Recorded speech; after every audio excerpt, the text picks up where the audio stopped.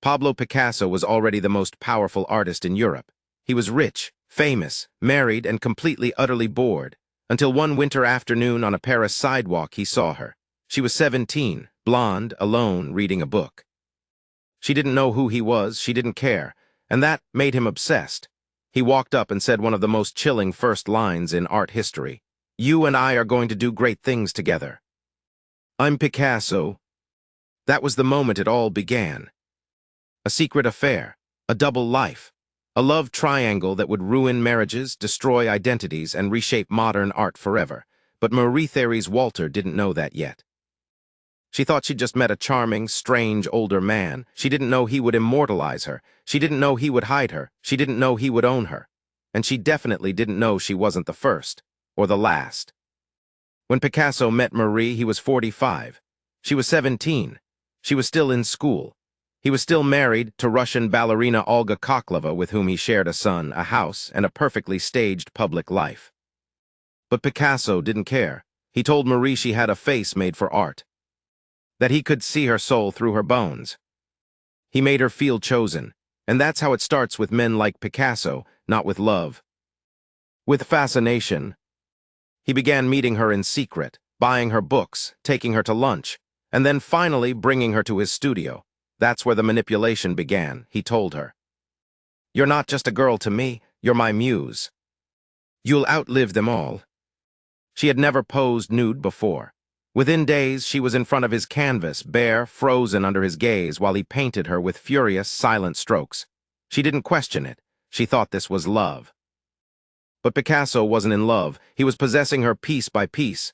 Back home, Olga could feel it. He was distracted, absent. He'd return late, reeking of turpentine and perfume. He stopped painting her, stopped touching her. But Olga wasn't stupid. She had survived the Russian Revolution. She had survived Picasso's earlier affairs, but this was different. This wasn't just lust. This was replacement. Picasso once said, "For me, there are only two kinds of women, goddesses and doormats." And neither woman knew which one they were yet. Meanwhile, in the studio, Picasso's obsession with Marie was taking over. He started painting her over and over, her face reimagined in surreal angles, her body twisted into symbols of desire. He called it the Marie period, though no one knew it yet. He kept her identity secret. Not to protect her, to protect himself. If word got out that he was sleeping with a teenager while married with a child, it would have ended his career. So he locked the paintings away, hid the sketches, and told Marie that she was his private masterpiece. "You are the part of me no one else deserves to see," he whispered. She blushed. She believed him. She thought she had won. But Marie wasn't the first woman Picasso had seduced through art. And she wasn't the first he would destroy through it either. Buried in the studio were dozens of portraits, women with crying eyes, twisted mouths, bodies unraveling. One night Marie found them accidentally. She opened a drawer looking for a pencil, and out spilled a sea of silent screams, women's faces, all bearing the same expression. Love, followed by pain. Picasso caught her staring. He didn't yell, he didn't explain. He simply closed the drawer, locked it, and said, "Not everything I paint is meant to be remembered." This is how men like Picasso rewrite history. Not with lies, but with art. By the time Marie realized what was happening, she was already pregnant, and Olga had already found out. The triangle was set, and the war between muse, wife, and monster was just beginning. By early 1928, Picasso was running out of places to hide. He had 2 women, 2 lives, and a studio full of secrets. Marie-Thérèse was now more than just his muse. She was his addiction. He painted her endlessly, asleep, bathing, laughing, tied in impossible poses. But none of those works were shown to the public. Not yet. Because in the public eye, Olga was still his wife. And in Picasso's world, appearances were everything. He needed both women, but not as equals. One gave him prestige, the other power. At home, Olga's patience was cracking. She had sacrificed everything for him, her career, her family, her pride. In return, Picasso gave her his name and slowly nothing else. He was distant now, cold. He kept his studio locked. He refused to let her watch him paint. For a ballerina who once moved under spotlights, being ignored was a new kind of cruelty. She began asking questions. He gave her riddles. "You wouldn't understand my work anymore," he said. "It's become too personal." What he meant was, "It's no longer about you." Meanwhile, Marie was living in the shadows. She couldn't tell anyone about the affair, not her mother, not her friends. Picasso kept her isolated, promising one day she'd be recognized, immortalized. "I'm building a new era," he said, "and you're its face." She believed him. But deep down, something was shifting. She had given up school, she had stopped seeing other boys. She lived for his praise and feared his silence. The more he painted her, the less she recognized herself. Her body became distorted in his work, surreal, exaggerated, eroticized. She asked once nervously, "Why do I look so strange in your paintings?" Picasso didn't look up. "That's not how you look," he said. "That's how you feel." And that was the end of the conversation. Then in 1934, Marie found out she was pregnant. She told him in tears, afraid, hopeful, unsure what he would say. He smiled, kissed her, and said, "Good. Now you'll belong to me completely." He meant it as a compliment, but for Marie it felt like a warning. Olga found out soon after, not from Picasso, not from Marie, but from a friend who had seen a young blonde girl with a round belly leaving Picasso's studio. At first, Olga refused to believe it, but then she looked at his recent paintings, the forms, the curves, the stomach. It was all there in oil and brushstroke. He wasn't even hiding it anymore. He was celebrating it. That night she confronted him. "Is it true?" she asked. He didn't deny it, didn't apologize. He simply said, "She understands me more than you ever did," and walked away. Olga left their home shortly after, taking their son Paulo with her. But she refused to give Picasso a divorce. If she couldn't have him, no one would. And so, for the rest of her life, she remained his wife on paper, but a ghost in his life. She would never remarry, never fully recover. And Picasso never truly let go of her either, because she was more than just a partner. She was a symbol of his past, a reminder of a time when love had rules, and Picasso hated rules. With Olga gone, Picasso should have been free, but he didn't choose Marie either. He kept her on the side.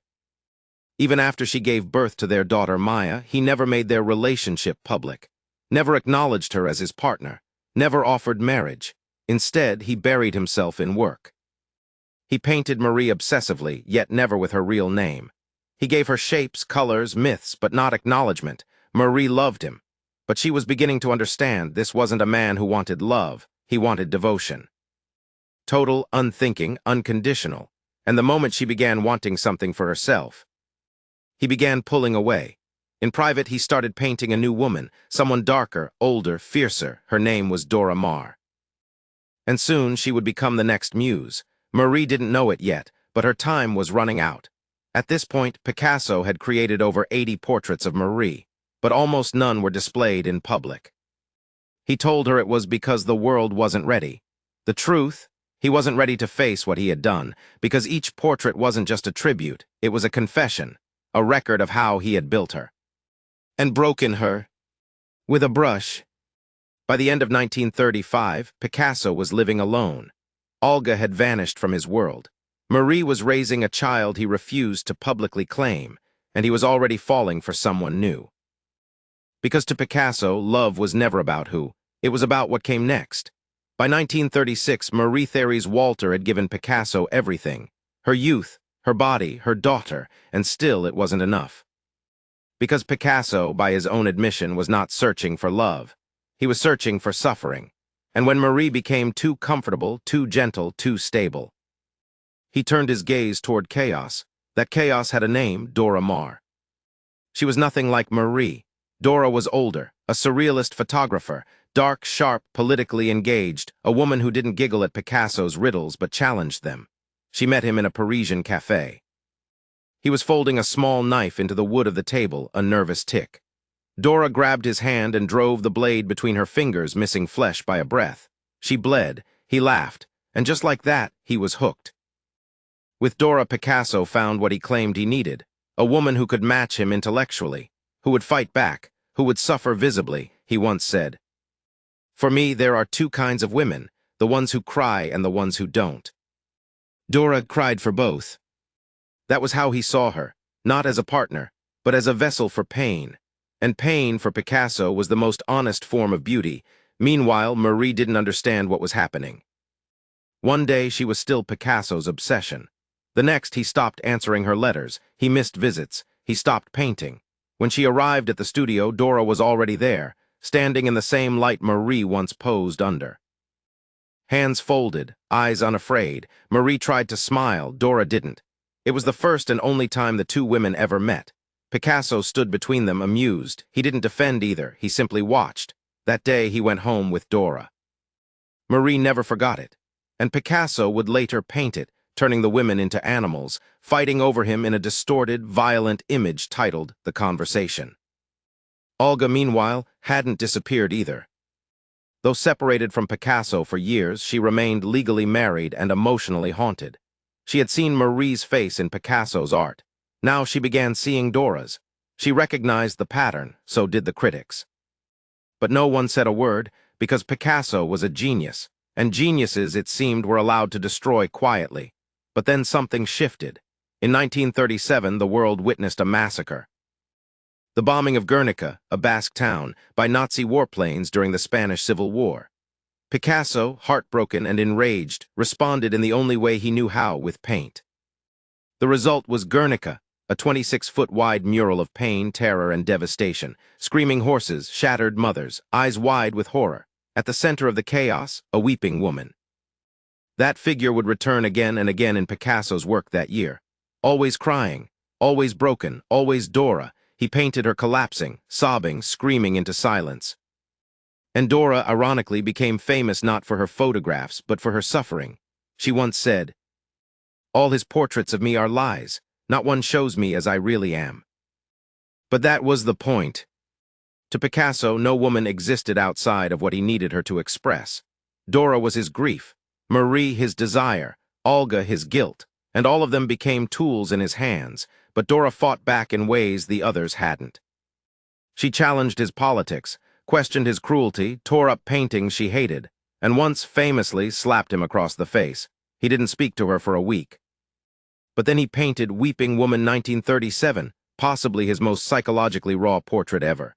Dora's face was fractured into shards, tears fell like glass, her eyes wide and endless. She didn't cry when she saw it, she never did again. Marie, now raising their daughter Maya alone, was quietly watching all of this unfold. She wasn't jealous, she was done. She had spent nearly a decade waiting for recognition. Waiting to be claimed. Now she realized that was never going to happen. She had once asked him, "Why don't you paint me happy anymore?" He had smiled and replied, "Because I don't need happy. I need truth." But for Marie, that truth had become unbearable. Picasso kept all three women in orbit even if they never saw each other again. Marie was his past, Dora his present, Olga his shadow. He called this period his Dark Renaissance. And while the world hailed him as a master, he was quietly destroying the very people who loved him most. In 1943, Dora had a breakdown. Years of emotional abuse, isolation, and humiliation finally broke her. She disappeared into psychiatric care, diagnosed with Picasso-induced psychosis, as some would later call it. He visited her once, then never again. He didn't paint her after that. He didn't paint any woman for a while, but in the empty canvas of his studio, the silence screamed louder than any color could, because behind every masterpiece was a woman, weeping. By the 1940s, Pablo Picasso was no longer just a painter. He was a myth. The name Picasso didn't just belong to a man, it belonged to an era, but myths have shadows, and his shadows had names: Olga, Marie, Dora. After the collapse of Dora Maar, Picasso turned his attention back to the work that truly mattered to him, his own legend. France had just emerged from the nightmare of World War II. Picasso, now living in the south of France, was both celebrated and scrutinized. He had survived the war without openly taking sides, something that earned him whispers of cowardice, even as his painting Guernica stood as one of the greatest anti-war statements ever made. But in the quiet of his studio, he was preparing for something else, an exhibition that would reveal, for the first time, his hidden women. Among them, Marie-Thérèse Walter. For almost a decade, Marie had been kept in secret. The world knew Picasso's wife, Olga, and his new muse, Dora Maar, but the tender, surreal portraits of Marie, they were locked away like forbidden letters, until now. In 1946, an exhibition in Paris displayed dozens of works from Picasso's private archives. The critics were stunned, the public was enchanted, and Olga, she was humiliated. Here, in bright colors and bold curves, were the proofs of her betrayal, the faces of another woman, younger and softer, immortalized by her husband while she had been left to wither in his absence. Olga tried to keep her composure. She still refused to grant Picasso a divorce, partly out of pride, partly out of spite. But behind closed doors she fought back. She filed lawsuits. She made public accusations. She even used their son, Paulo, as leverage in a bitter custody dispute. Picasso responded the way he always did, not with words but with paint. He started creating harsh, almost grotesque portraits of Olga. Her features twisted, her beauty stripped away, replaced by masks of rage and grief. Meanwhile, Marie, who had once been nothing more than a ghost in his life, was suddenly everywhere. Critics whispered about the mysterious blonde muse. Journalists wanted to know her name. Some called her Picasso's lost love. But Marie knew better. She knew she wasn't lost. She had simply been hidden, like all of his women, once they became too real. The tension between Olga, Marie, and Picasso escalated in quiet but brutal ways. Marie, raising their daughter Maya, wanted recognition. Not fame, not wealth, just acknowledgement, but Picasso refused. To him, a woman's value was in her silence. And then there was Dora, the woman who once dared to challenge him.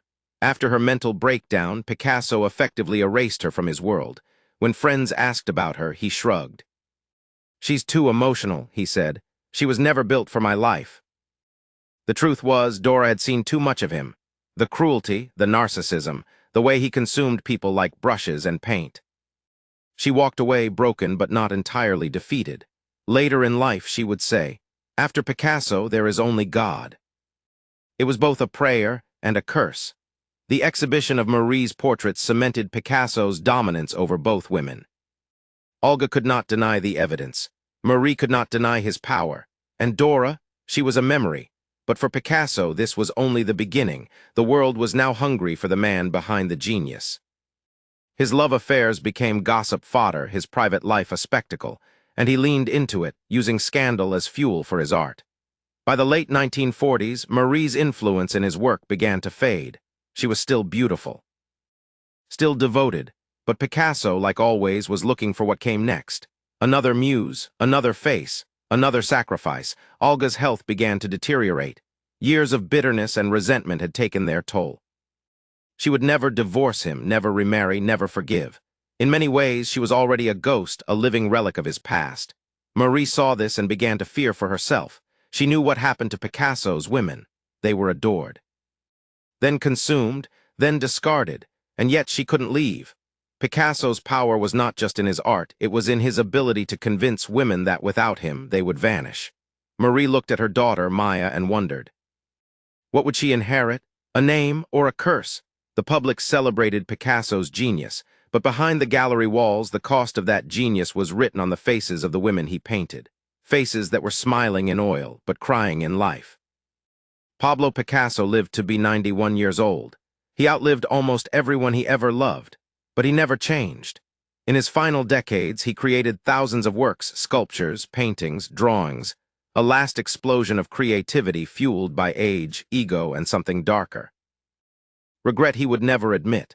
By the 1950s, Picasso had a new mistress, Françoise Gillot, a painter in her own right, and nearly 40 years his junior. She was smart, defiant, and eventually became the only woman who ever left him. But this isn't her story. This is about the three women who never escaped. Olga Khokhlova, Picasso's legal wife until the day she died in 1955, never remarried. After years of isolation and depression, she passed away in Cannes, a faded memory in Picasso's public life.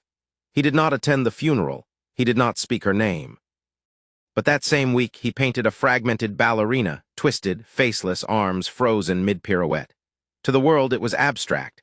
To those who knew, it was Olga reduced to movement and silence. Marie-Thérèse Walter, once the center of his obsession, remained loyal long after their affair had ended. She never married. She raised their daughter Maya alone. She lived in the same home Picasso bought for her, close enough for hope, but never close enough for truth. She watched from a distance as his fame grew, as new women came and went, as her own image, once hidden, became iconic. And then in 1977, 4 years after Picasso's death, she took her own life. She hanged herself in their shared villa. She was 68. Some say she could no longer live in a world without him. Others say he had been gone emotionally for decades already. But the truth was clear. He had signed his name across her soul. And when that signature faded, so did she. Dora Maar survived, but not unscathed. After years of mental health struggles, she reinvented herself as a poet, as a mystic, as a woman who had seen the inside of a genius's cruelty and walked out the other side. She lived alone, painted occasionally, spoke of Picasso only in fragments. When asked in her later years how she felt about him, she said, "I wasn't his mistress, I was his accomplice." She died in 1997, alone. Surrounded by boxes of photographs and letters she refused to throw away. And what about Picasso? He died in 1973 at the age of 91, wealthy beyond measure, worshipped by the art world, unrepentant. At his final major exhibition, critics marveled at how sharp his brush remained, how powerful his vision was even at the end. But they didn't notice the faces, because in those final years, Picasso painted women over and over again, not as lovers, not even as muses, but as ghosts. Distorted, crying, disappearing. In his last self-portraits, his own face looks hollow, staring out at the viewer with black-ringed eyes. The genius now face-to-face with mortality, and for the first time. Alone. They say you can measure a man by the love he leaves behind. But Picasso didn't leave love. He left portraits, hundreds of them, masterpieces, each one built from memory, desire, manipulation, and control. To the world, they are art. To the women behind them, they were prisons. So what do we make of this legacy? Was Picasso a genius who redefined beauty, or a narcissist who weaponized it? Did he love deeply or only possess? Was he brilliant because of his cruelty, or in spite of it? His defenders will point to the paintings, his critics will point to the wreckage, but somewhere between the colors and the canvas is a truth we still can't look away from. He saw women.